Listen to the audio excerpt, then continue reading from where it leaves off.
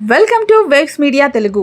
YCP పాలనలో భూ కబ్జాలు, అక్రమాలు విస్తృతంగా జరిగాయని ఎస్కోట ఎమ్మెల్యే కోళ్ల లలిత కుమారి ఆరోపించారు. మాజీ స్పీకర్ కుటుంబంపై భూ కబ్జా ఆరోపణలు వెలుగులోకి వచ్చాయని పేర్కొంటూ పరారీలో ఉన్న మాజీ స్పీకర్, ఆయన కుటుంబాన్ని తక్షణమే అరెస్ట్ చేసి చట్టపరమైన చర్యలు తీసుకోవాలని డిమాండ్ చేశారు. ప్రభుత్వ భూములను తిరిగి స్వాధీనం చేసుకుని అసలైన బాధితులకు అప్పగించాలని ప్రభుత్వాన్ని కోరారు. ఈరోజు గత 5 ఏళ్ల పాలన, జగన్మోహన్ రెడ్డి పరిపాలన ఒక్కసారి గుర్తు చేసుకుంటే, జగన్మోహన్ రెడ్డి పరిపాలనలో వైఎస్ఆర్ గవర్నమెంట్లో రాష్ట్ర వ్యాప్తంగా వాళ్ళ నాయకులు, మంత్రులు, సాక్షాత్తు స్పీకరు శ్రీకాకుళం జిల్లా వాస్తవ్యుడైన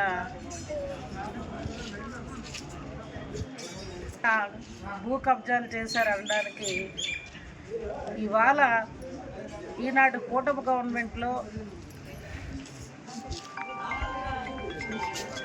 రాష్ట్ర వ్యాప్తంగా వాళ్ళ అనుచర గుణం చేసిన అరాచకాలన్నీ ఈనాడు కూటమి ప్రభుత్వం బయటపెడుతూ పత్రికలు, మీడియా ద్వారా వస్తున్న వార్తలు ఒక్కసారి ఇవాళ ఆలోచిస్తే ఎంత పెద్ద ఎత్తున రాష్ట్ర వ్యాప్తంగా అవినీతి చేశారనడానికి అనేక నిదర్శనలు ఇవాళ ఎదురవుతూ ఉన్నాయి.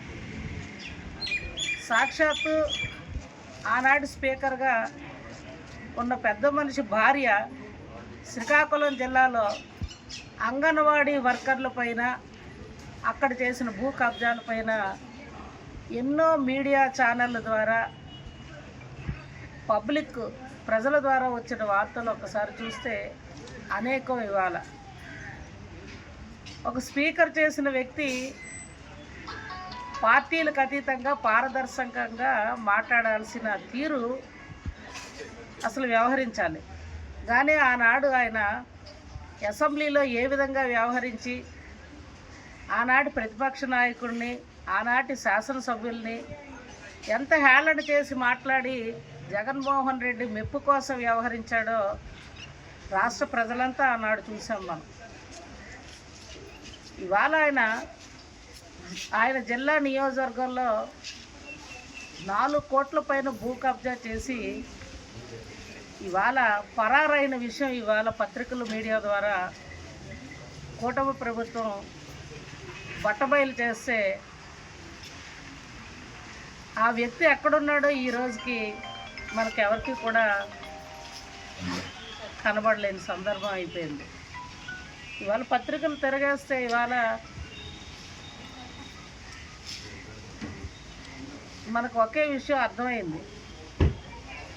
ఎంతటి వాళ్ళైనా ఎంత పెద్ద పెద్ద తప్పులు చేశారో వాళ్ళు అనడానికి జగన్మోహన్ రెడ్డి దగ్గర నుంచి, వాళ్ళ మంత్రివర్గం దగ్గర నుంచి స్పీకర్ వరకు చేసిన అరాచకాలే నిదర్శనంగా ఇవాళ భావిస్తూ దీన్ని తీవ్రంగా మేమంతా ఖండిస్తూ ఉన్నాం.